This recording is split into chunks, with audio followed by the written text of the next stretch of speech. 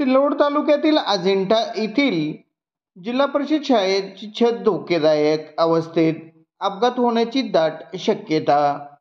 आज दिनांक 3 जुलै दुपारी 4 वाजता माध्यमांना मिळालेली माहिती अशी की सिल्लोड तालुक्यातील 55 वर्षे जुन्या जिल्हा परिषद शाळेच्या छताची अवस्था सध्या अत्यंत धोकेदायक स्थितीमध्ये आली असून या परिस्थितीमध्ये मुले इथे गोरगरिबाची मुले शिक्षण घेत आहे। विद्यार्थ्यांचे जीव धोक्यात आले असून या ठिकाणी अजिंठा येथील जिल्हा परिषद शाळेतील सर्वसामान्य गोरगरिबाचे मूल शिक्षण घेतात। शाळेच्या खांबांनाही चिरा पडल्याने आढळून येत आहे। या छताची दुरुस्तीसाठी शाळेच्या वतीने वरिष्ठांकडे पत्रव्यवहार करण्यात आला असून ती केव्हाही होईल असे सांगत आहे।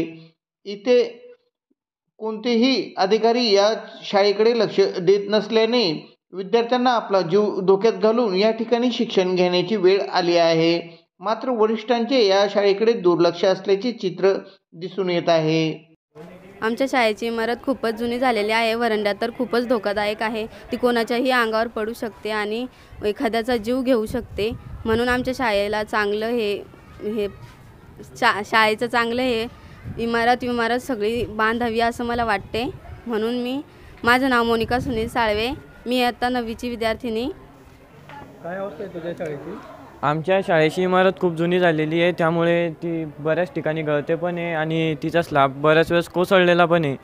तर तो एखाद्याच्या अंगावर पडून त्याला इजा होऊ शकते आणि ते खूप धोकादायक ठरते।